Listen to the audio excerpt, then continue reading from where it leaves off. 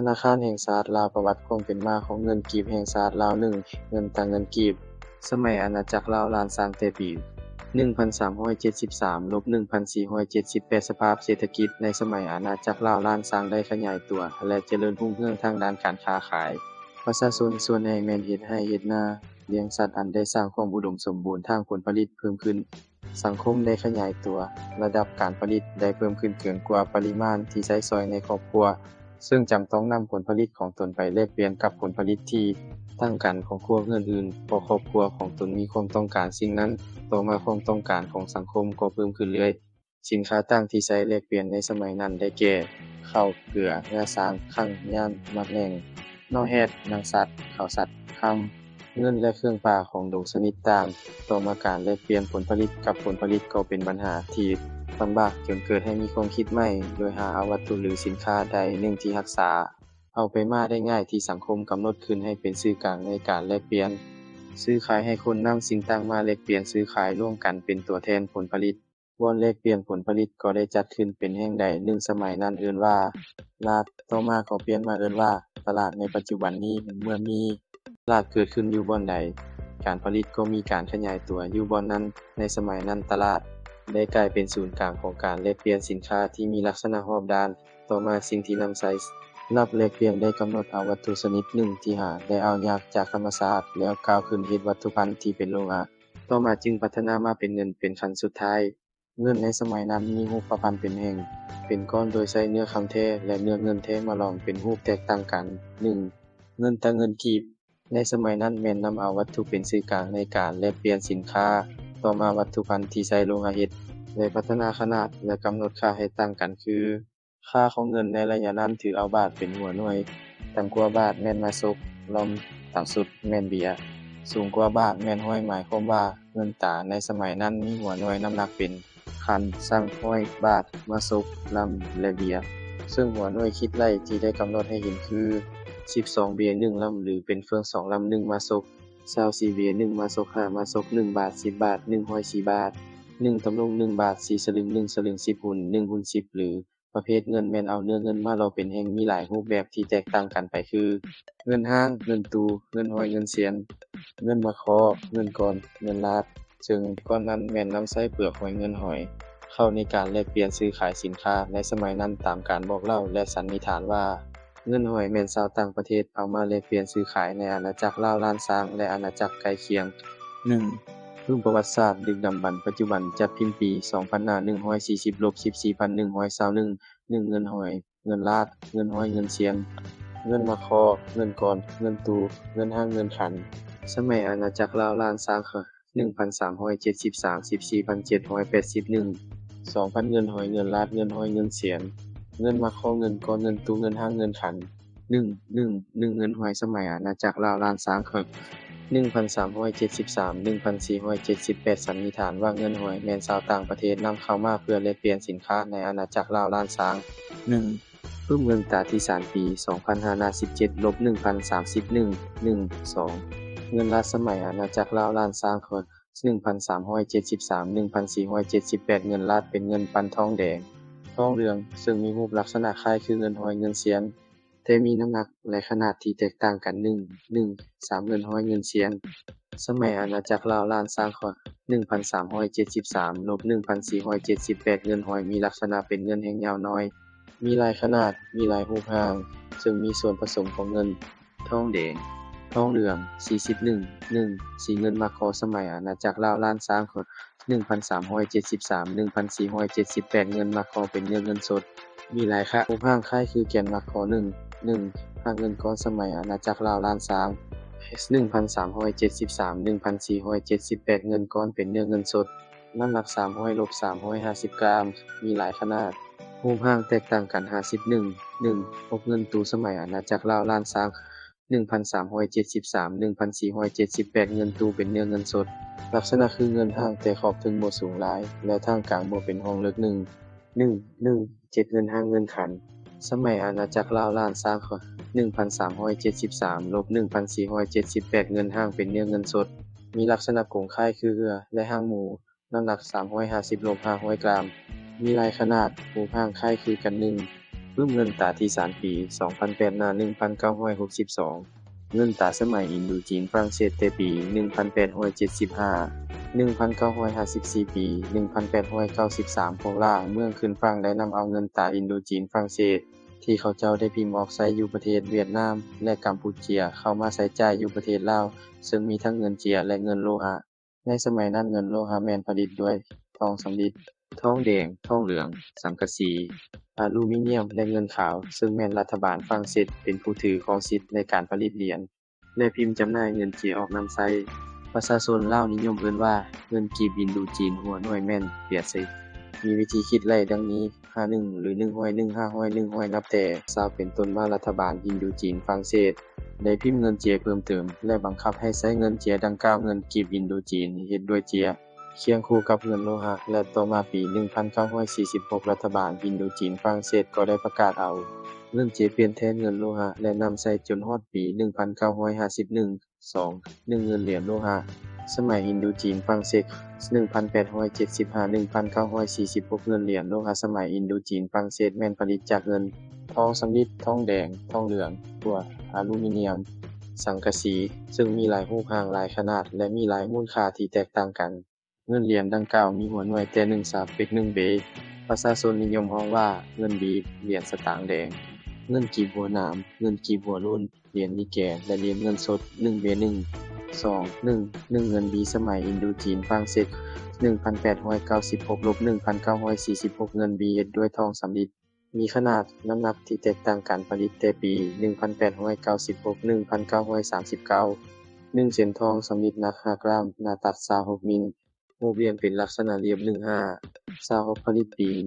1921อยู่1เส้นทองสำริดหนัก 7.5 กรัมหน้าตัดเรียบ27.5มิลรูปเหรียญเป็นลักษณะเรียบ17.5 27.5ผลิตปี1923อยู่1รุ่นฟังปี1670 1988หน้า236 252 3 18หน้า242เพิ่งเป็นยังปี1670 1988หน้า2407 1เส้นทองสำริดหนัก5กรัมหน้าตัด26มิลรูปเหรียญเป็นลักษณะเรียบ15 26ผลิตปี1930อยู่2 1 2เหรียญสตางค์แดงสมัยอินโดจีนฝรั่งเศส1887 1946เฮ็ดด้วยทองสำริดมีขนาดน้ำหนักและมูลค่าแตกต่างกันผลิตแต่ปี1887 1904ชาเป็ก1,500เปียเศษทองสำริดหนัก2กรัมหน้าตัด20มิล2รูปเหรียญเป็นลักษณะเรียบ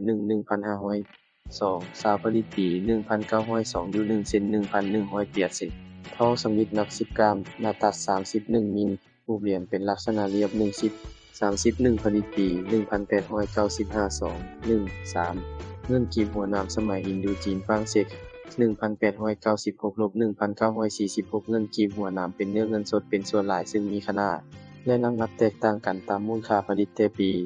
1896 1937 10เส้นเงิน68หนัก 2.7 กรัมหน้าตัด19มิลรูปเหรียญเป็นลักษณะเรียบ16 18 2เซาผลิตปี1937อยู่1รุ่นฟังปี1670 1988หน้า2403ยิงฟังปี1670 1988หน้า2382ยิงรูปเหรียญเป็นลักษณะเรียบ10 31ผลิตปี1895 2 1 3เงินกีบหัวหนามสมัยอินโดจีนฝรั่งเศส1896 1946เงินกีบหัวหนามเป็นเนื้อเงินสดเป็นส่วนหลายซึ่งมีขนาดและน้ำหนักแตกต่างกันตามมูลค่าผลิตแต่ปี1896 1937 10เส้นเงิน68หนัก 2.7 กรัมหน้าตัด19มิลรูปเหรียญเป็นลักษณะเรียบ16 18 2.7 19ผลิตปี1937อยู่1รุ่นฟังปี1670 1988หน้า2403ยิงฟังปี1670 1988หน้า2382รุ่นเพียงปี1670 1988หน้า2364รุ่นฟังปี1670 1988หน้า2448ซาวเส้นเงิน68หนัก5 4กรัมหน้าตัด26มิลรูปเหรียญเป็นลักษณะเรียบ68 5.4 26ผลิตปี1923อยู่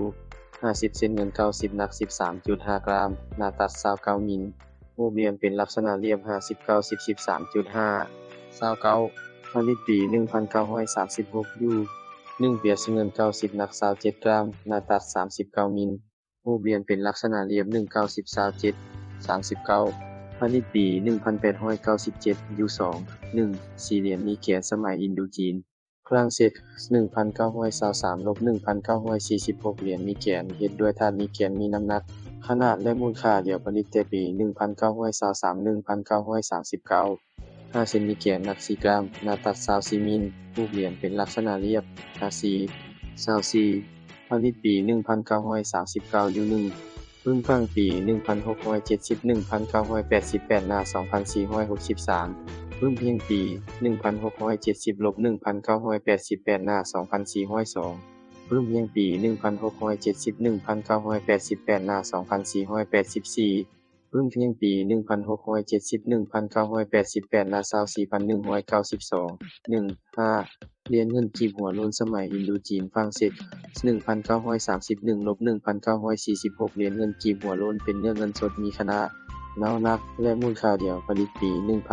1931 1เปียร์เงิน90หนัก20กรัมหน้าตัด35มิลรูปเหรียญเป็นลักษณะนูน4 1910 35ผลิตปี19312 1 6เหรียญสตางค์สมัยอินโดจีนฝรั่งเศส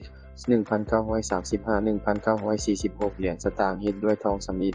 สังกะสีมีน้ำหนักแตกต่างมีขนาดและมูลค่าเท่ากันผลิตแต่ปี1935 1940เส้นทองสำริดหนัก 3.7 กรัมหน้าตัด21มิลรูปเหรียญเป็นลักษณะเรียบ 3.7 21ผลิตปี1935อยู่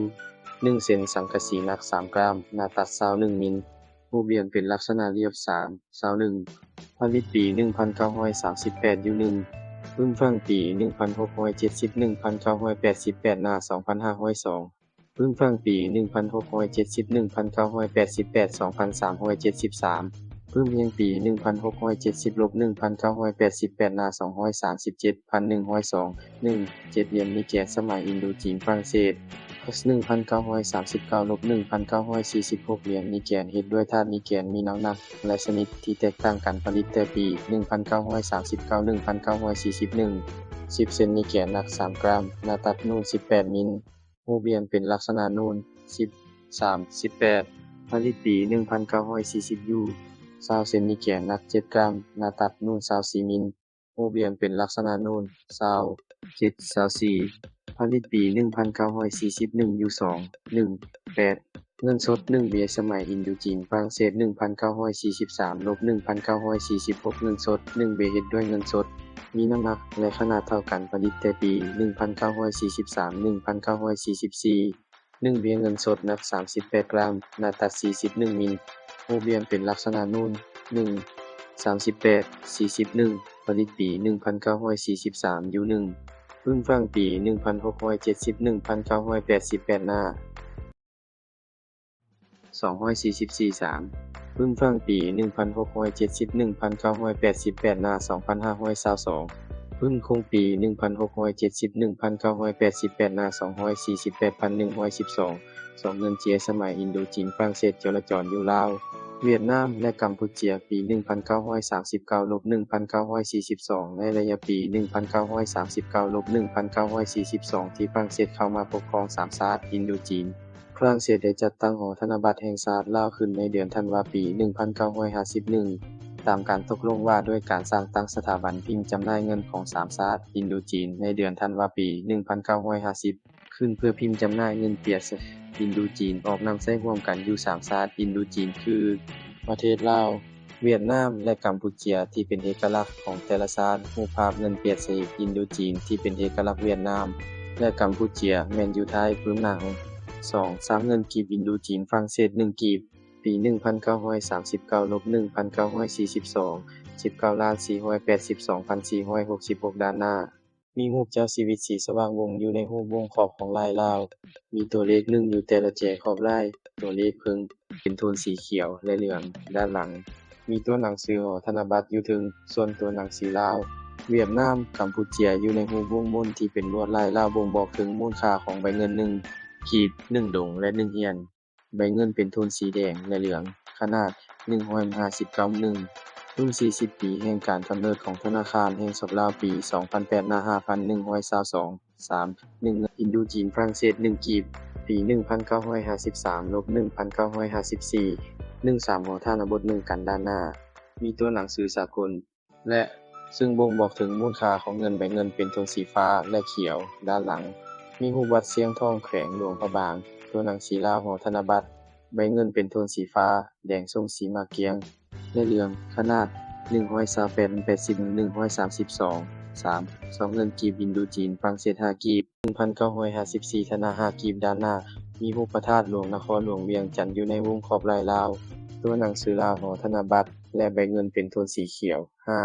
5,274,565 26,052,745 ด้านหลังมีตัวหนังสือสากลใบเงินเป็นโทนสีเขียวลายนำรูปหัวช้างขนาด128 80 14 4ประเภทใบ 1,000 กีบปี 1974 1975 ศาสตร์ลาว 242,192,000 กับ 242ล้าน100พันด้านหน้ารูปเจ้าชีวิตสีสว่างวัฒนาพันกีบอยู่ครึ่งกลางและตัวหนังสือธนาคารแห่งชาติลาว 10,1,1,990 ด้านหลังมีรูปช้างอยู่ในป่าใบเงินเป็นโทนสีดำและเหลืองฟ้าบัวลายนำกาบประทับขนาด171 82 354 5ประเภทใบ 5,000 กีบปีพระเวโคปีกอดมูเชกไว้คงกับใบ 5,000 กับ 916,000 ด้านหน้ารูปเจ้าชีวิตสีสว่างวัฒนารูปซุ้มประตูโค้งวัดตัวหนังสือ 5,000 กีบอยู่ทางลุมและตัวหนังสือธนาคารแห่งชาติลาวอยู่ถึงส่วนรูปพญานาคอยู่ทางขวาของใบเงิน 5,000 ด้านหลังมีรูปนักดนตรีกำลังเล่นเครื่องดนตรีพื้นเมืองใบเงินเป็นโทนสีตาลดำและโทนเหลืองแก้มฟ้าออกเขียวลายนำกาบประทับขนาด170 82 3,500 ในปี 1975 ได้พิมพ์จำหน่ายใบ 5,000 กีบบอกใส่ตืมอีและเป็นที่มีมูลค่าสูงสุดในสมัยนั้น365การกำเนิดและความเป็นมาของเงินกีบคั่งไขในปี 1962 ภายหลังที่ลาวได้หลุดพ้นออกจากการเป็นหัวเมืองขึ้นของฝรั่งเศสจักรพรรดิอเมริกาก็โดดเข้ามาแทรกแซงคุกคามก่อสงครามเพื่อหวังกำจัดขบวนการรักษาความเป็นเอกราชและอิสรภาพไว้ได้มาฮอดวันที่ 2 ธันวาคม 1975 ของประชุมให้ผู้แทนทั่วประเทศที่ไข้ขึ้นอยู่ที่นครหลวงเวียงจันทน์ได้เป็นเอกสารผ่านมติประวัติศาสตร์ลืมล้างระบอบประชาธิปไตยอย่างสิ้นเชิงและสถาปนาเป็นประเทศสาธารณรัฐประชาธิปไตยประชาชนลาวอย่างสง่าผ่าเผยไปเคียงคู่กับการปฏิบัติแนวทางนโยบายของพรรคเวียงงานเศรษฐกิจก็ได้รับการพันขยายแต่ศูนย์กลางลงฮอดท้องถิ่นด้วยการยึดเอาธนาคารแห่งชาติลาวที่เวียงจันทน์และบรรดาธนาคารธุรกิจเอกชนจำนวนหนึ่งมาอยู่ในการครอบครองของรัฐและตั้งวงให้เข้ากับธนาคารศูนย์กลางของฝ่ายแนวลาวรักษาที่เมืองเวียงไซสร้างตั้งเป็นธนาคารเดียวก็เอิ้นว่าธนาคารแห่งชาติในเดือนมีนา 1976ในวันที่ 15 มิถุนายน 1997,611 รัฐบาลสาธารณรัฐ 1 เอกสารรายงานสรุปการเปลี่ยนเงินและเสริมขยายใช้สนาปกปักรักษาราคาเงินกีบปลดปล่อย 44 ประชาธิปไตยประชาชนลาวได้ประกาศแลกเปลี่ยนเอาเงินกีบปลดปล่อยคือ20กีบเวียงจันทน์ต่อ1กีบปลดปล่อยจำนวนเงินกีบเวียงจันทน์ที่เอามาแลกเปลี่ยนทั้งหมดมีภาพและความที่โดยคงคือในกีบภายหลังสภาประชาชนสูงสุดได้ออกกฎหมายว่าด้วยสิทธิผูกขาดเกี่ยวกับเวียนงานธนาคารฉบับเลขที่181ลงวันที่21สิงหาคม 1981ธนาคารแห่งชาติได้เปลี่ยนชื่อมาเป็นธนาคารแห่งรัฐซึ่งเป็นธนาคารคัน6 1ประเภทใบ1กี่ปี 1968 1979 ประเทศลาว 104,891 ด้านหน้ารูปเสาหน้ากำลังปั่นเข้าอยู่ทงนาเครื่องปั่นเข้าและเสาไฟตัวหนังสือ1กีบอยู่ทางลุ่มและตัวหนังสือประเทศลาวอยู่ถึงด้านหลังมีรูปนางพยาบาลกำลังผสมยาอยู่ในห้องหมอใบเงินเป็นโทนสีเขียวลายนำรูปพระธาตุหลวงขนาด119/61รุ่น40 ปีแห่งการกำเนิดของธนาคารแห่งสลาวปี 2008 หน้า 18,456 2ประเภทใบ10กี่ปี 1968 1979 ประเทศลาวด้านหน้ารูปนางพยาบาลกวดคนเจ็บอยู่ในห้องหมอตัวหนังสือ10กีบอยู่ทางลุ่มและตัวหนังสือประเทศลาวอยู่ถึง 401,248 40,124,800 สินกับ10สินกินด้านหลังมีรูปทหารกำลังหางแหวอยู่ในป่าและอยู่ทางเบื้องขวาจะมีรูปพระธาตุหลวงอยู่ในขอบลายลาวใบเงินเป็นโทนสีแดงลายนำรูปพระธาตุหลวงขนาด128 64 466 3 ประเภทใบซาวกีบปี 1968 197 1960 ประเทศลาว80 ด้านหน้าผู้กรรมกรกำลังสิเข้าและประชาชนเอาเข้ามา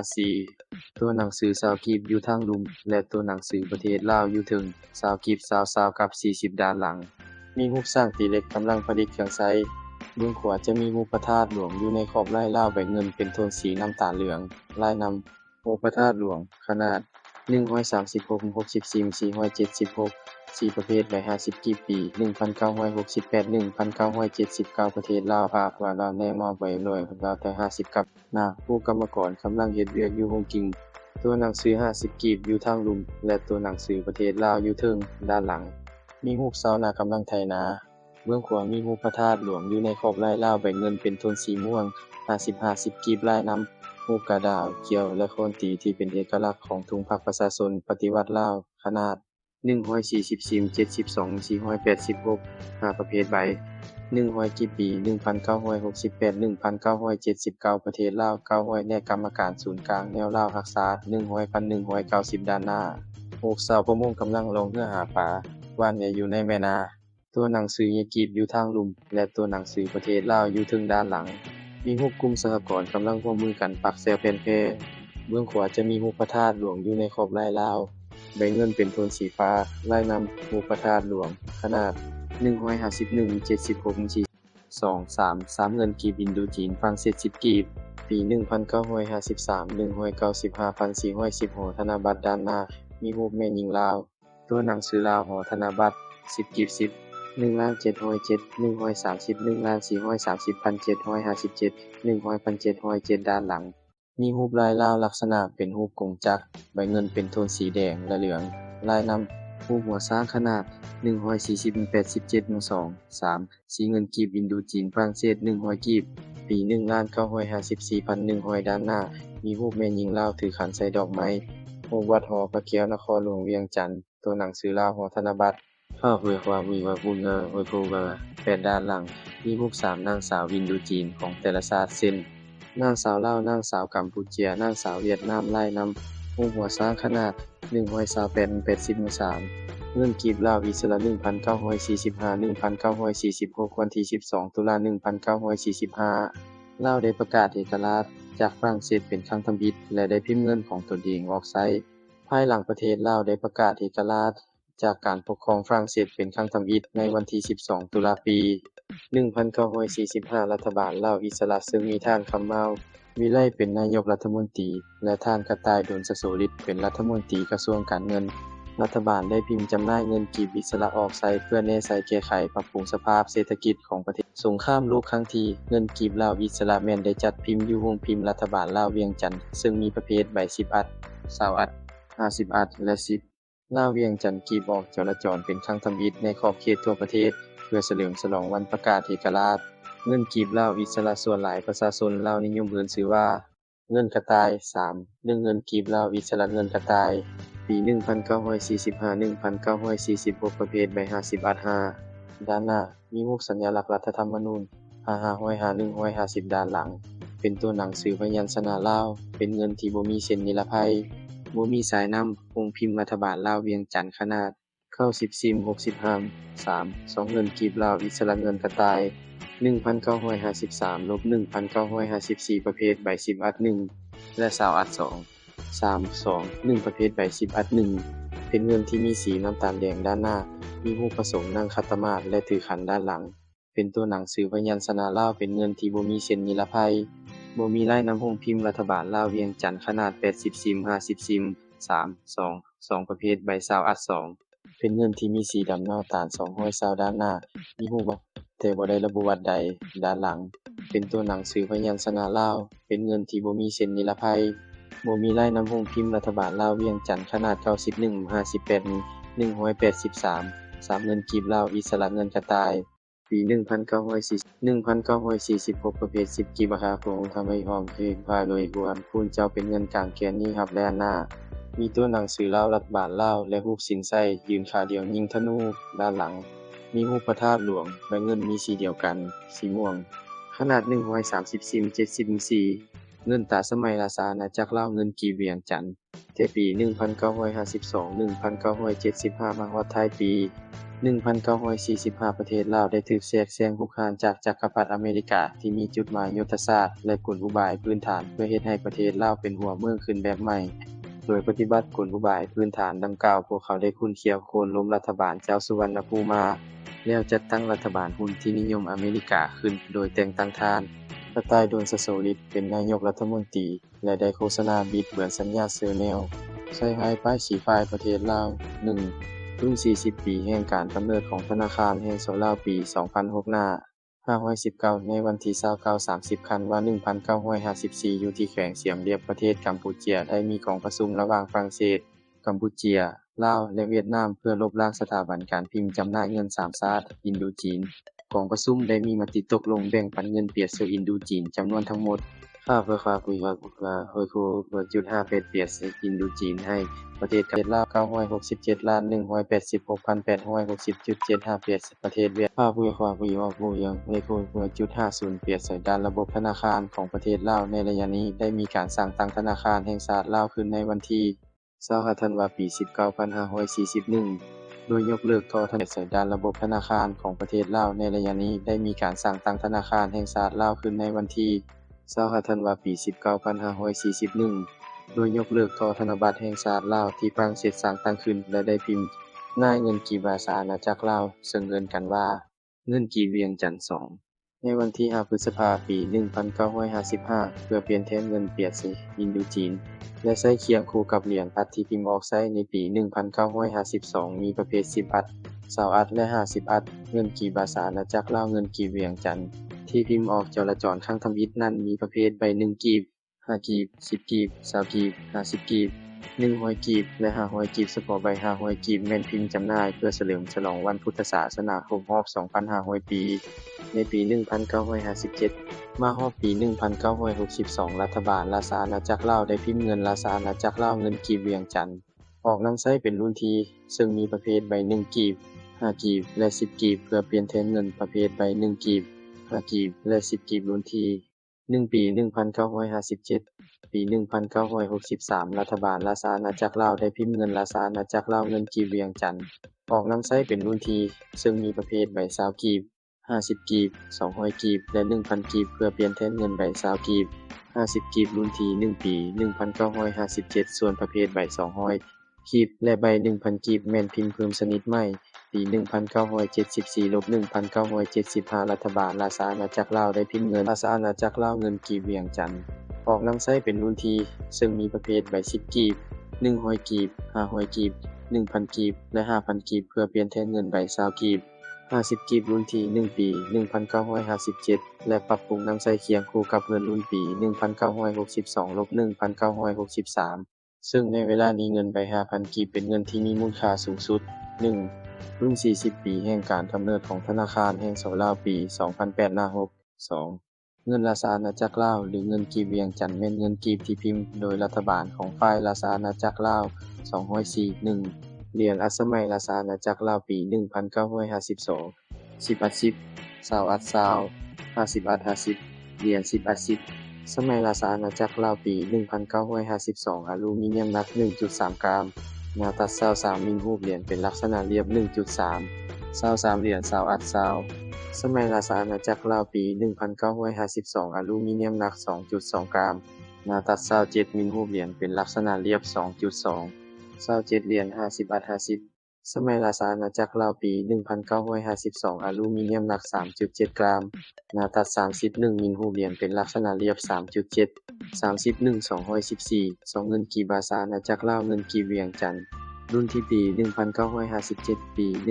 1957 รัฐบาลราชอาณาจักรลาวได้พิมพ์จำหน่ายเงินราชอาณาจักรลาวเงินกีบเวียงจันทน์ออกจราจรซึ่งมีประเภทใบ1กีบ5กีบ10กีบ20กีบ50กีบ100กีบและ500กีบ 4. 2. 1ประเภทใบ1กีบ5กีบ10กีบ20กีบ50กีบปี 1957 เงินกีบเวียงจันทน์ซึ่งมีประเภทใบ1กีบ5กีบ10กีบ20กีบ50กีบ100กีบแม่นพิมพ์อยู่อเมริกาซึ่งเจของเงินในสมัยนี้จะมีเม็ดสีเป็นจุดเป็นบอนยายอยู่ตามเจของใบเงินพิมพ์นูนทำอิฐ 42 2ประเภทใบ100กีบปี195,700,011ด้านหน้ามีรูปเจ้าชีวิตสีสว่างวงศ์และรูปภาพสัญลักษณ์สร้างสามหัวตัวหนังสือธนาคารแห่งชาติลาวมีรูปพญานาคสีหัวเรียงกัน100ด้านหลังมีรูปแม่หญิงลาวถือขันมีดอกไม้และรูปวัดหอพระแก้วนครหลวงเวียงจันทน์ใบเงินมีหลายสีลายนำกาประทับโครงพิมพ์ขนาด170 107 2 3ประเภทใบ500กีบปี1,957,400 ศาสตร์ลาว600ด้านหน้ามีรูปเจ้าชีวิตสีสว่างวงศ์รูปวัดหอพระแก้วที่นครหลวงเวียงจันทน์และตัวหนังสือธนาคารแห่งชาติลาวมีขอบลวดลายลาวที่มีรูปนางฟ้ายืนอยู่ถึงพญานาค206,269,601,000ด้านหลังมีรูปสารพันห้องและรูปพระธาตุหลวงนครหลวงเวียงจันทน์ใบเงินมีโทนสีแดงเหลืองฟ้าเขียวและม่วงลายนำกาประทับโครงพิมพ์ขนาด170-85เงินราชอาณาจักรลาวเงินกีบเวียงจันทน์พิมพ์จำหน่ายออกสู่ขอดจราจรในปี1957ประเภทใบ5เพื่อเฉลิมฉลองวันพุทธศาสนาครบรอบ 2,500 ปี244 3เงินกีบราชอาณาจักรลาวเงินกีบเวียงจันทน์รุ่นที่ปี1962ในปี1962รัฐบาลราชอาณาจักรลาวได้พิมพ์จำหน่ายเงินราชอาณาจักรลาวเงินกีบเวียงจันทน์ออกนำใช้รุ่นที่ซึ่งมีประเภทใบ1กีบ5กีบ10กีบเพื่อเปลี่ยนแทนเงินใบ1กีบ5กีบ10กีบรุ่นที่1ปี1957 4 3 1ประเภทใบ1กีบปี1962แห่งชาติลาว281,021ด้านหน้ามีรูปลวดลายลาวที่เป็นเอกลักษณ์ลาวตัวหนังสือธนาคารแห่งชาติลาวและตัวหนังสือ1กีบด้านหลัง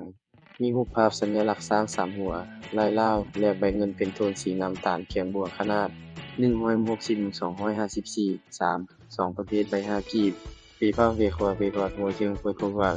16ขากับ940 1,800ด้านหน้ามีรูปเจ้าชีวิตสีสว่างวงศ์ตัวหนังสือลาวธนาคารแห่งชาติลาว5ด้านหลังมีรูปพระธาตุหลวงนครหลวงเวียงจันทน์ทหารขี่ช้างและรูปต้นตาลใบเงินเป็นโทนสีเขียวและเหลืองลายนำช้าง3หัวหุ้มพิมพ์ขนาด132 84 264 3ประเภทใบ10กีบปี1962ครบประเพคักยาของกำลังบนทางดาวถึงได้สับครบ12ด้านหน้ามีรูปภาพแม่หญิงลาวตัวหนังสือธนาคารแห่งชาติลาวด้านหลัง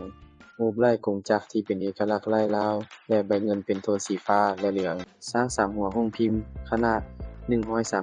84 274 4เงินกีบราชอาณาจักรลาวเงินกีบเวียงจันทน์รุ่นที่ปี1963ในปี1963รัฐบาลเวียงจันทน์ได้พิมพ์จำหน่ายเงินดังกล่าวนี้ออกนำใช้รุ่นที่ซึ่งมีใบ20กีบ50กีบ200กีบและ 1,000 กีบเพื่อเปลี่ยนแทนใบ20กีบ50กีบรุ่นที่1ปี1957ส่วนใบ200กีบและใบ 1,000 กีบแม่นเงินพิมพ์ออกใหม่44 1ประเภทใบ20กีบปี196,360แห่งชาติลาว2,12,111 กับด้านหน้ามีรูปเจ้าชีวิตสีสว่างวัฒนารูปวัดรูปต้นพร้าวตัวหนังสือธนาคารแห่งชาติลาว2,020ด้านหลังมีรูปวัดต้นปาล์มและใบเงินเป็นโทนสีน้ำตาลเหลืองลายนำกาประทับรูปพิมพ์ขนาด120 68 284 4 2ประเภทใบ50กีบปี1963หาศาสตร์ลาว50ด้านหน้ามีรูปเจ้าชีวิตสีสว่างวัฒนารูปธาตุและตัวหนังสือธนาคารแห่งชาติลาวและใบเงินเป็นโทนสีม่วงเขียมแดง 950,450 กีบด้านหลังมีรูปวัดหลวงหรือวัดใหญ่แขวงจำปาสักและใบเงินเป็นโทนสีม่วงฟ้าลายนากาประทับรูปพิมพ์ขนาด134 84 20,294 4 3ประเภทใบ200กีบปี1,963,600 กันด้านหน้ามีรูปเจ้าชีวิตสีสว่างวัฒนาธาตุหลวงนครหลวงเวียงจันทน์ตัวหนังสือธนาคารแห่งชาติลาว200ด้านหลังมีรูปน้ำตกและใบเงินเป็นโทนสีฟ้าเขียวลายน้ำกาประทับรูปพิมพ์ขนาด134 84 93 4 ประเภทใบ 1,000 กีบปีพระเวขวปีสวดมูขีบวยพวยเพิงพันกับศูนย์ด้านหน้ามีรูปเจ้าชีวิตสีสว่างวัฒนาถาดมักโมอยู่วัดวิสุทธิ์แขวงหลวงพระบางต้นตาลตัวหนังสือธนาคารแห่งชาติลาวและใบเงินเป็นโทนสีน้ำตาล 10,003 ด้านหลังรูปสีพายและเงือกทรงอยู่ในแม่น้ำลายน้ำกาประทับรูปพิมพ์ขนาด170 82 314 5เงินกีบราชอาณาจักรลาวเงินกีบเวียงจันทน์ รุ่นที่ปี 1974-1975 ในปี 1974 รัฐบาลเวียงจันทน์ได้พิมพ์เงินราชอาณาจักรลาวเงินกีบเวียงจันทน์รุ่นประเภทใบ10กีบ100กีบ500กีบ1,000กีบและใบ5,000กีบออกใช้เพื่อเปลี่ยนแทนใบ100กีบและ500กีบรุ่นที่1ปี 1957 และเพื่อปรับปรุงนำใช้เคียงคู่กับเงินรุ่นปี1962 1963 ใบ10กีบและ 1,000 กีบรุ่นใหม่ปี 1974 บ่ได้พิมพ์จำหน่ายออกใช้ 4. 1ประเภทใบ10กีบปี 1974 1975 ชาติลาวทรัพย์กับ 7,542,194 ด้านหน้ารูปเจ้าชีวิตสีสว่างวัฒนารูปลายลาวและตัวหนังสือธนาคารแห่งชาติลาวใบเงินจะเป็นโทนสีม่วงค่าของจากค่าพิส่วนโตเลยตัวสิบด้านหลังผู้ใช้คลิกเวียงมีงัว2ตัวลายนำกาประทับขนาด129 70 324 5 2ประเภทใบ100กีบปี1974 1975ธนาคารแห่งชาติลาว 313,224 ด้านหน้ารูปเจ้าชีวิตสีสว่างวัฒนารูปวัดหอพระแก้วนครหลวงเวียงจันทน์และตัวหนังสือธนาคารแห่งชาติลาว100กีบ 313,224,900 ด้านหลังมีรูปคนคลิกเวียนมีแม่น้ำและมีรูประบบสายส่งไฟฟ้าแห่งสูงใบเงินเป็นโทนสีน้ำตาลลายนำกาประทับขนาด143 75 100ล้าน100,334 5 3ประเภทใบ500กีบปี 1974 ฮอมีอุดมการณ์บุคคลโดยทดตัวระบาดนั้นกีบ 96,570 ด้านหน้ารูปเจ้าชีวิตสีสว่างวัฒนารูปวัดองค์ตื่นนครหลวงเวียงจันทน์และตัวหนังสือธนาคารแห่งชาติลาวด้านหลังมีรูปเคลื่อนไฟฟ้าน้ำมืมและรูปลายลาวที่เป็นทรงพญานาคอยู่2ข้างใบเงินเป็นโทนสีแดงลายน้ำกาประทับขนาด164 82 346 6ประเภทใบ200กีบปี 1968 1,979,600 ประเทศลาวถ้าว่าความได้ว่าเป็นหน่วยว่าด้านหน้ารูปกองกำลังฝ่ายประเทศลาวกำลังขนส่งเสบียงโดยรถสร้างมาพร้อมกำลังป้องกันตัวหนังสือ2ฮีกีบอยู่ทางลุ่มและตัวหนังสือประเทศลาวอยู่เทิงไอ้ว่าไอ้คือว่าเป็นเพราะว่าโอยโชด้านหลังมีรูปแม่หญิงกำลังเฮ็ดเวียกอยู่โรงงานตำแผ่นแพเบื้องขวาแจ่มพระธาตุหลวงอยู่ในขอบลายลาวใบเงินเป็นโทนสีเขียวลายนำรูปพระธาตุหลวงขนาด168 80 506 7ประเภทใบ500กีบปี 1968 1,979,200 ประเทศลาวด้านหน้ารูปกองกำลังป้องกันและชาวนากำลังเกี่ยวข้าวอยู่ทุ่งนาตัวหนังสือ5ฮีกีบอยู่ทางลุ่มและตัวหนังสือประเทศลาวอยู่เทิง500กรรมการศูนย์กลางใน 1,500 ด้านหลังมีรูปกองกำลังทหารถือปืนยาวและปืนพกยิงต่อต้านเรือบินศัตรูอยู่ทุ่งไหหินเบื้องขวามีรูปพระธาตุหลวงอยู่ในขอบลายลาวใบเงินเป็นโทนสีตาลลายนำรูปพระธาตุหลวงขนาด168 80 517การกำเนิดเงินตราสมัยปัจจุบันเงินกีบธนาคารแต่ปี 1979 ถึงปัจจุบันเพื่อสืบต่อปรับปรุงระบบเงินตราให้เป็นเอกราชซึ่งอีกก้าวหนึ่งให้สอดคล้องกับระบอบใหม่และปรับปรุงอำนาจซื้อของเงินให้สอดคล้องกับสภาพเศรษฐกิจในวันที่ 10 ธันวาคม 1979 ศูนย์กลางพรรคและรัฐบาลได้ตกลงปฏิรูปเงินกีบปลดปล่อยที่จราจรในสังคมมาเป็นเงินกีบธนาคารด้วยการแลกเปลี่ยน100กีบปลดปล่อยเท่ากับ1กีบธนาคารในขอบเขตทั่วประเทศซึ่งเงินกีบปลดปล่อยที่นำมาแลกเปลี่ยนเอาเงินกีบธนาคารมีทั้งหมดเพื่อความมีรัฐเรื่องเพื่อความมีกีบเงินกีบธนาคารที่พิมพ์จำหน่ายออกสู่ขอจราจรในเวลานั้นมีใบ1กีบ5กีบ10กีบ20กีบและใบ50กีบในปี 1980 ได้พิมพ์จำหน่ายเหรียญอัดออกจราจร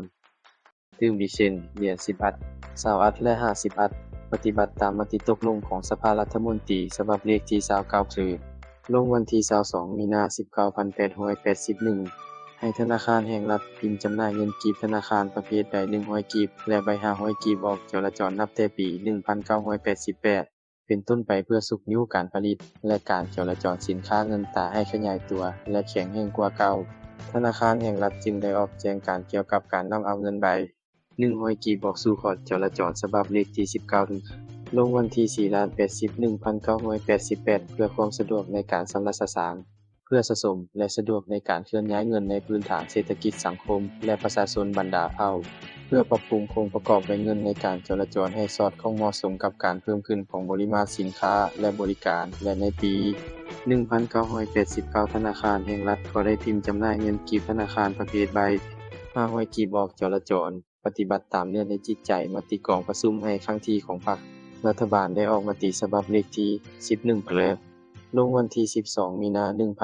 1988ว่าด้วยการหันเอาระบบธนาคารไปสู่ธุรกิจสังคมนิยมซึ่งเป็นการจัดตั้งผันขยายมติกองประชุมให้ครั้งที่ของพรรคในการหันธนาคารไปสู่กลไกเศรษฐกิจตลาดที่มีการของพรรคและการคุ้มครองของรัฐได้มีมติตกลงหันระบบธนาคารคันเดียวไปเป็นธนาคาร2คันโดยมีธนาคารกลางและธนาคารธุรกิจของรัฐได้สำเร็จลงในปี1991 มติตกลงของสภารัฐมนตรีว่าด้วยการพิมพ์ใบเงินธนาคารเพิ่มชนิดใหม่ฉบับเลขที่29คือลงวันที่22/30/1988 2แจ้งการของธนาคารแห่งรัฐฉบับเลขที่15ในลงวันที่4/80/1988 3พึ่ง40 ปีแห่งการกำเนิดและขยายตัวของธนาคารแห่งสวยลาวปี2008หน้า51 ภายหลังการปรับปรุงระบบธนาคารคันเดียวมาเป็นธนาคาร2คันเพื่อแยกปรบทบาทคุ้มครองมหาภาคและปฏิบัติเวียนงานจุลภาคในแขนงการธนาคารตามกลไกเศรษฐกิจตลาดที่มีการภาคของพรรคและการคุ้มครองของรัฐตามจิตใจกองประชุมให้ครั้งที่ของพรรคในปี1986มาถึงปี1990กฎหมายว่าด้วยการสร้างตั้งธนาคารแห่งของลาวได้ถูกรองรับจากสภาประชาชนสูงสุดธนาคารแห่งรัฐจึงถูกเปลี่ยนชื่อมาเป็นธนาคารแห่งสวนลาวของประชุมให้ครั้งที่ของพรรคในปี1991ได้กล่าวไว้ในเวียนงานการเงินตาให้เพิ่มทวีภาระบทบาทคุ้มครองรัฐในโครงเขตจราจรเงินตามีพรปรับปรุงธนาคารแห่งสวนลาวให้ลงบทบาทเป็นธนาคารของบรรดาธนาคารธุรกิจที่มีความสามารถเพียงพอเพื่อครอบงำการเคลื่อนไหวตลาดเงินตารับประกันการจัดตั้งและการกวดการพิมพ์จำหน่ายและส่งการจราจรเงินตาปรับรอบเรียนของสินเพื่อให้สอดคล้องกับจังหวะการขยายตัวของเศรษฐกิจเพื่อปฏิบัติตามเนื้อในจิตใจดังกล่าวธนาคารแห่งสวนลาวจึงได้ค้นคว้าออกแบบและพิมพ์จำหน่ายเงินกีบธนาคารประเภทใบ 1,000 กีบที่พิมพ์ออกเป็นรุ่นทำอิฐในปี1992ออกจราจรในปี1994-1996ธนาคารแห่งสวนลาวได้มีการปรับปรุงและพิมพ์จำหน่ายเงินกีบธนาคารประเภทใบ 1,000 กีบรุ่นและรุ่นออกจราจรรูปภาพสีสันลวดลายขนาดยังรักษาลักษณะเดิมของเงินในรุ่นทำอิฐปี1992แต่ได้เพิ่มจุดป้องกันเส้นนิรภัยเข้าในเนื้อจีพิมพ์เงินมติกองประชุมให้ครั้งที่ของพรรคปี1996ต่อโครงเขตเวียนงานธนาคารคือนโยบายเงินตราแม่นเครื่องมือสำคัญของรัฐในการคุ้มครองเศรษฐกิจตลาดในซุมปีต่อหน้าต้องสู่ชนรักษาเสถียรภาพด้านเงินตราควบคุมดัชนีราคาสินค้าและอัตราเงินเฟ้อเพื่อบ่ให้เพิ่มขึ้นแบบร้ายแรงรักษาค่าและความสามารถซื้อของเงินกีบนำใช้เงินกีบเป็นต้นต่อในการสำนักสร้างภายในประเทศคุ้มครองการนำใช้เงินตราต่างประเทศให้ถูกต้องตามระเบียบและเฮ็ดให้อัตราแลกเปลี่ยนเงินกีบกับเงินตราต่างประเทศให้มีความสงบปกติองค์ประกอบใบเงินก็แม่นส่วนประกอบอันหนึ่งที่เป็นเครื่องมือสำคัญเฮ็ดให้ความสามารถซื้อของเงินกีบธนาคารมันเทียงรัฐบาลได้อนุมัติให้ธนาคารแห่งสวยลาวค้นคว้าออกแบบและพิมพ์จำหน่ายเงินกีบธนาคารประเภทใบ 2,000 กีบและใบ 5,000 กีบออกสู่ขอดจราจรตามแจ้งการของธนาคารแห่งสวนลาวฉบับเลขที่109ลงวันที่22พฤษภาคม1998 1รุ่น40 ปีแห่งการกำเนิดและขยายตัวของธนาคารแห่งสวยลาวปี2008หน้า18 2วารสารอรุณใหม่ฉบับพิเศษของประชุมใหญ่ครั้งที่ปี1991นาที32 3ประกาศของธนาคารแห่งสวนลาวฉบับเลขที่10ลงวันที่22พัสรา1998 53ในวันที่28ธันวาคม1998ธนาคารแห่งสวยลาวได้ออกแจ้งการนำเอาเงินกีบธนาคารประเภทใบ 1,000 กีบที่ได้ปรับปรุงใหม่ออกจราจรในเดือนมังกร1999ฉบับเลขที่266ลงวันที่17,111,998การนำเอาใบ 1,000 กีบที่ได้ปรับปรุงพิมพ์ใหม่ออกจราจรแม่นเพื่อสร้างความดุลเดี่ยงของประเภทใบเงินในคอร์ดจราจรให้และสอดคล้องกับความเป็นนำใช้ในบริเวณเขตเขตต่างของประเทศและเสื่อมคุณภาพใช้การบ่ได้เพื่อเปลี่ยนแทนเงินประเภทต่างที่เก่าแก่เงินใบ 1,000 กีบที่ได้ปรับปรุงใหม่แม้นแตกต่างกับเงินใบ 1,000 กีบที่พิมพ์ออกจราจรในปี1996โดยปรับปรุงด้านเทคนิคการพิมพ์เพื่อรับประกันความปลอดภัยในการปลอมแปลงส่วนรูปภาพของใบเงินโดยพื้นฐานแม่นบ่มีหยังเปลี่ยนแปลงเพื่อปฏิบัติหน้าเศรษฐกิจสังคมระยะ5ปีครั้งที่2001-2005ของมติกองประชุมให้ครั้งที่ของพรรคปี2001ให้ปรากฏผลเป็นจริงธนาคารแห่งสวนลาวได้ค้นคว้าออกแบบเงินประเภทใบ 10.000 กีบ และใบ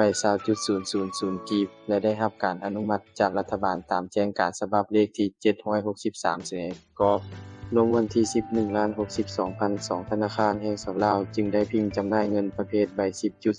10.000 กีบและใบ 20.000 กีบออกจราจรในปี 2002 เพื่อสะดวกในการพกพาสำหรับสสางและบริการในขอบเขตทั่วประเทศปี 2003 ธนาคารแห่งสลาวได้มีการปรับปรุงลักษณะเทคนิคการปลอมแปลงของใบเงินกีบธนาคารที่กำลังจราจรเข้าซึ่งเงินที่ปรับปรุงใหม่มีประเภทใบ 1,000 กีบ 2,000 กีบ 5,000 กีบ 10.000 กีบและใบ 20.000 กีบส่วนรูปแบบสีสันลายน้ำขนาดและด้านหลังยังรักษาลักษณะเดิมของเงินรุ่นก่อนปี 2004 ธนาคารแห่งสลาวได้ค้นคว้าออกแบบเงินเพิ่มโครงประกอบของใบเงินมูลค่าสูงประเภทใบ 50.000 กีบและจัดพิมพ์เพื่อตอบสนองความต้องการของพื้นฐานเศรษฐกิจแห่งชาติที่เติมให้ขยายตัวอำนวยความสะดวกในการสำหรับสสางพกพาและสร้างค่านิยมในการส่งเสริมการนำใช้เงินกีบให้สูงขึ้นโดยได้รับอนุมัติจากท่านนายกรัฐมนตรีตามข้อตกลงฉบับเลขที่3เนลงวันที่11มังกร2006เพื่อปฏิบัติตามเนื้อในจิตใจดังกล่าวธนาคารแห่งสลาวได้พิมพ์จำหน่ายเงินใหม่ประเภทใบ 50.000 กีบออกจราจรตามแจ้งการฉบับเลขที่10ถลงวันที่12มังกร2006เป็นต้นมาการพิมพ์จำหน่ายเงินใหม่ประเภทใบ 50.000 กีบแม่นเพื่อคำนับตอนวันประวัติศาสตร์อันสำคัญของพรรคและของชาติคือวันครบรอบ30ปีแห่งการสถาปนาสลาววันคล้ายวันเกิดของท่านประธานไกรสอนพรหมวิหารครบรอบ85ปีพร้อมกันนั้นการนำใช้แม่นเพื่อตอบสนองความต้องการของพื้นฐานเศรษฐกิจแห่งชาติที่เติมให้ขยายตัวหนึ่งแจ้งการของธนาคารแห่งสลาวเลขที่2661เลยลงวันที่7,111,998.2 แจ้งการฉบับเลขที่763เสเพื่อลงวันที่11,062,002.3 แจ้งการฉบับเลขที่10กว่าลงวันที่12มังกร2000,654ทั้งเป็นการสร้างโครงประกอบประเภทใบเงินกีบให้สมเหตุสมผลอำนวยความสะดวกแก่การชำระการใช้จ่ายและสร้างค่านิยมเงินกีบให้สูงขึ้นปี 2009 ธนาคารแห่งสลาวได้รับการเห็นดีอนุมัติให้พิมพ์เงินประเภทใบ 100.000 กีบตามที่ได้ค้นคว้าและเสนอต่อรัฐบาลตามแจ้งการฉบับเลขที่970ครับลงวันที่1,162,009ปี 2011 ธนาคารแห่งสลาวได้จัดพิมพ์เงินประเภทใบ 100.000 กีบสำเร็จอิงตามการอนุมัติของรัฐบาลฉบับเลขที่26เลิบก็ลงวันที่5/10/2012เกี่ยวกับการนำเอาเงินประเภทใบ 100.000 กีบออกจราจรเพื่อเป็นผลงานในการจัดตั้งปฏิบัติของประชุมให้ครั้งที่ของพรรคตอบสนองความต้องการเงินประเภทใบ 100,000 กีบออกจราจรเพื่อเป็นผลงานในการจัดตั้งปฏิบัติของประชุมให้ครั้งที่ของพรรคตอบสนองความต้องการของพื้นฐานเศรษฐกิจแห่งชาติที่นับมือนับขยายตัวสร้างความสะดวกในการสำหรับสินค้าและบริการประกอบส่วนเสริมสร้างคุณค่าของเงินกีบและรักษาเสถียรภาพเงินตราแห่งชาติให้มั่นคงยาวนานธนาคารแห่งสลาวจึงได้ออกแจงการฉบับเลขที่34ทะเลลงวันที่24/10/2012นำเอาเงินใหม่ใบ 100.000 กีบออกจราจรเริ่มแต่วันที่1กุมภาพันธ์2012เป็นต้นมาปี 2008 ธนาคารแห่งสลาวได้ร่วมกับเชี่ยวชาญต่างประเทศค้นคว้าออกแบบเงินประเภทใบ 2,000 กีบปรับปรุงใหม่เพื่อจะจัดพิมพ์อยู่โรงพิมพ์ธนบัตรธนาคารแห่งสลาวรัฐบาลได้อนุมัติเกี่ยวกับการปรับปรุงและจัดพิมพ์เงินใบ 2,000 กีบตามแจ้งการฉบับเลขที่779ลงวันที่10/112/2011และได้จัดพิมพ์อยู่โรงพิมพ์ธนบัตรธนาคารแห่งสลาวสำเร็จในปี 2011 เป็นต้นมาอิงตามแจ้งการฉบับเลขที่349ที่ลงวันที่23/112/2011ธนาคารแห่งสลาวจะนำเอาเงินใบ 2,000 กีบใหม่รุ่นปี 2011 ออกจราจรนับแต่วันที่1ธันวาคม2011เป็นต้นไปเพื่อคำนับตอนวันชาติที่2ธันวาคมรอบ36ปีการนำเอาเงินใบ 2,000 กีบใหม่ออกจราจรแม่นเพื่อปรับปรุงคุณภาพของใบเงินในขอดจราจรดีขึ้นส่งเสริมการนำใช้เงินกีบให้นับมือนับกว้างขวางตอบสนองความต้องการราคาสินค้าและบริการให้สะดวกสบายยิ่งขึ้นเฮ็ดให้เงินใบ 2,000 กีบในขอดจราจรดีขึ้นการปรับปรุงเงินใบ 2,000 กีบใหม่นี้โดยพื้นฐานแม่นยังรักษารูปภาพไว้คือเก่าแต่ได้ยกระดับคุณภาพของเจียปรับปรุงเส้นลวดลายขนาดสีสันเทคนิคป้องกันการปลอมแปลงการอัดสำเนาสแกนและได้นำใส่เคียงคู่กับเงินใบ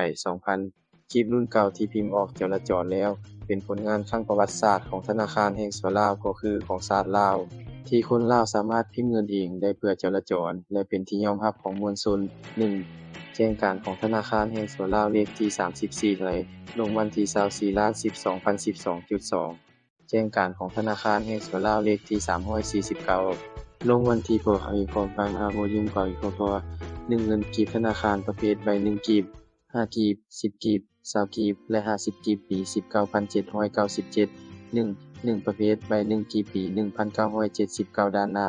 ตัวหนังสือสาธารณรัฐประชาธิปไตยประชาชนลาวเครื่องหมายชาติขบวนแห่ฉลองชัยชนชั้นกรรมกรชาวนาพร้อมกันถือปืนและธงชาติลาวด้านหลังโฮมนักเรียนกำลังฟังนายครูสอนหนังสืออยู่ในห้องเรียนตัวหนังสือธนาคารแห่งชาติและตัวหนังสือ1กีบอยู่ทางเบื้องขวาใบเงินเป็นโทนสีฟ้าออกทางลายนารูปกระดาวรูปเกี่ยวและโคนติที่เป็นสัญลักษณ์พันธภาพกรรมกรชาวนาขนาด99 48 7 1 2ประเภทใบ5กีบปี19,795ด้านหน้าตัวหนังสือสาธารณรัฐประชาธิปไตยประชาชนลาวเครื่องหมายชาติอยู่ทางเบื้องขวามวลชนกำลังเลือกซื้อสินค้าด้านหลังตัวหนังสือธนาคารแห่งชาติสร้างกำลังหลากไม้ท่อนตัวหนังสือ5กีบอยู่เบื้องขวาใบเงินเป็นโทนสีเขียวลายน้ำรูปกายดาวรูปเกี่ยวและโคนตีที่เป็นสัญลักษณ์พันธภาพกรรมกรชาวนาขนาด152 567 1 3ประเภทใบ10กีบปี1979ด้านหน้าตัวหนังสือสาธารณรัฐประชาธิปไตยประชาชนลาวเครื่องหมายชาติกรรมกรเคลื่อนย้ายไม้ทอนเข้าจักรด้านหลังตัวหนังสือธนาคารแห่งชาติท่านหมอกำลังปิ่นผัวคนเจ็บอยู่ในโรงหมอและตัวหนังสือ10กีบอยู่เบื้องขวา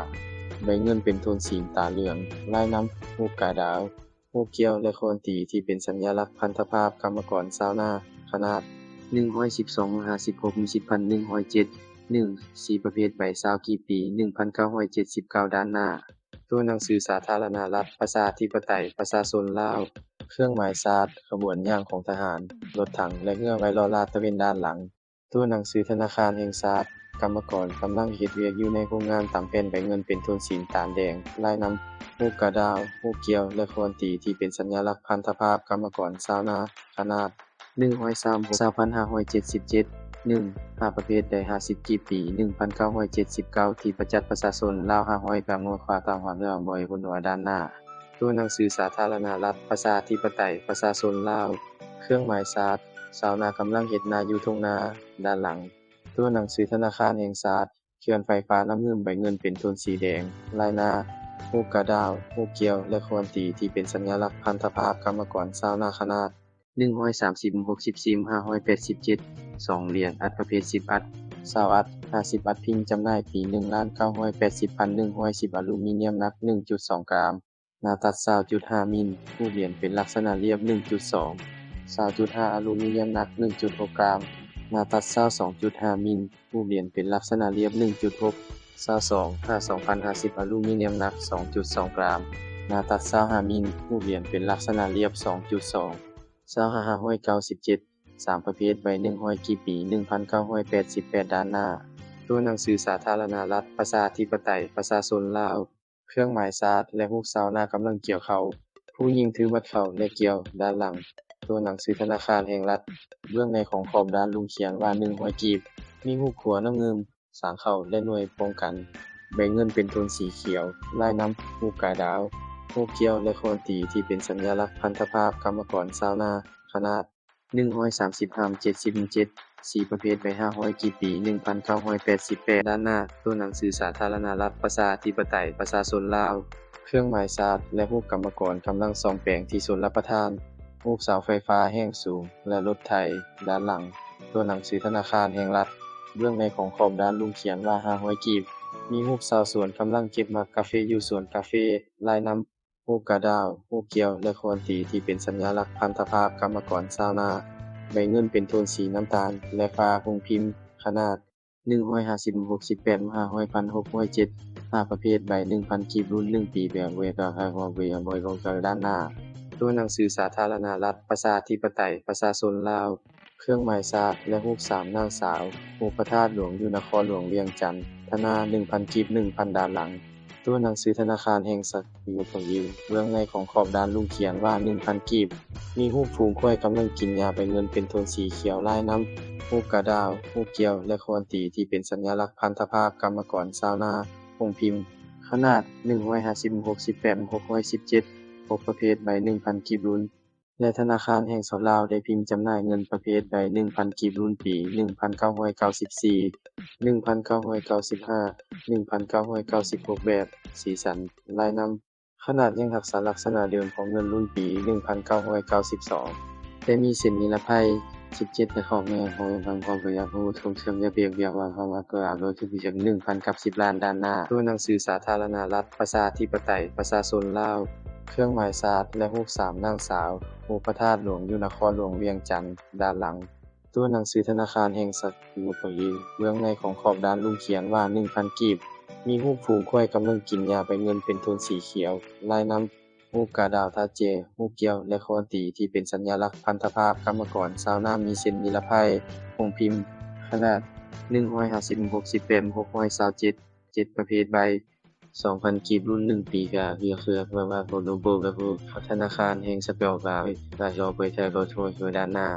ตัวหนังสือสาธารณรัฐประชาธิปไตยประชาชนลาวรูปอดีตท่านประธานไกรสอนพรหมวิหารเครื่องหมายศาสตร์และรูปพระธาตุหลวงนครหลวงเวียงจันทน์ด้านหลัง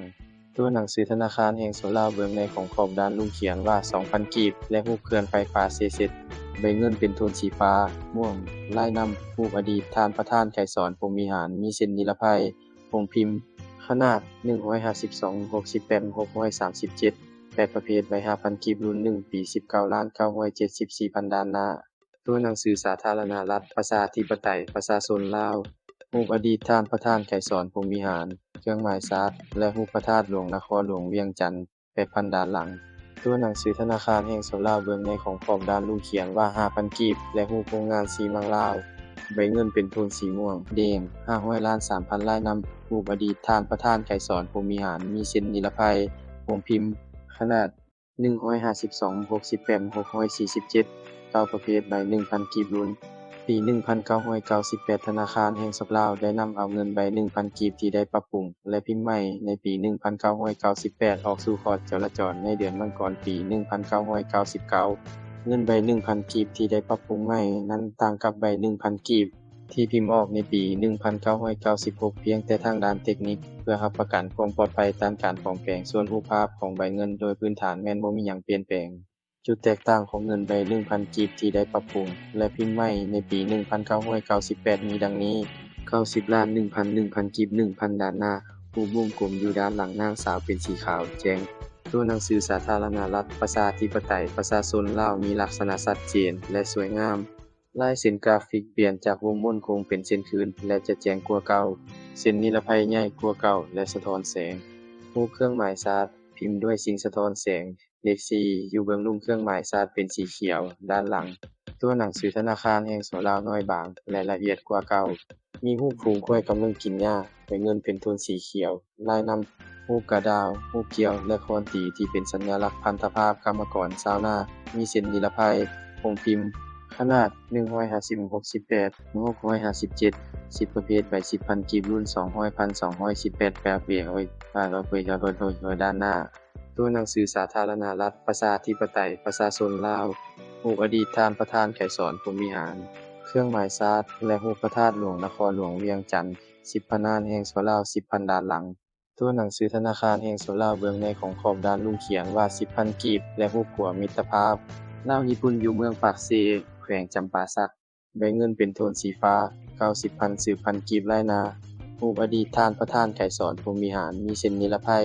คงพิมพ์ขนาด152 68 667 11ประเภทใบ 20,000 กีบรุ่นปีว่าบ่ไว้ฮอดบ่ธนาคารแห่งลาว 200,000 20,000 กับด้านหลังตัวหนังสือธนาคารแห่งลาวเบื้องในของขอบด้านลุงเขียนว่า 20,000 กีบและรูปเคลื่อนไฟฟ้าน้ำเทิง2ใบเงินเป็นโทนสีน้ำตาลแดงลายนำรูปอดีตท่านประธานไกรสอนพรหมวิหารมีเส้นนิรภัยคงพิมพ์ขนาด